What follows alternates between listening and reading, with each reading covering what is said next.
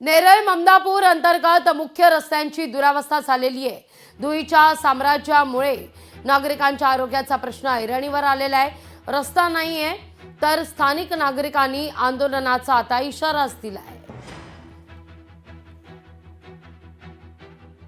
प्राधिकरणाच्या माध्यमातून या ठिकाणचा जो कर लादला जातो तो जिल्हा परिषदमध्ये वर्ग केला जातो आणि जिल्हा परिषदने वर्ग केल्याच्या नंतर या ठिकाणी कुठल्याही प्रकारचे रस्ते झालेले नाही आहेत। माझ्या माहितीप्रमाणे 50 मीटर एक रस्ता या ठिकाणी झालेला आहे आणि दुसरा रस्ता अर्धा रस्ता 50 मीटर झालेला आहे। तरी प्राधिकरणाने याच्याकडे लक्ष घालून रस्ते जास्तीत जास्त लवकरात लवकर सुविधा देता येईल तेवढ्या सुविधा ममदापूर ग्रामपंचायती हद्दीतील जनतेला मिळावा ही माझी अपेक्षा आहे। नाही तर ममदापूर ग्रामस्थ आंदोलन छेडल्याशिवाय राहणार नाही। लोकशाही मराठी ऐका, पहा, जागरूक रहा।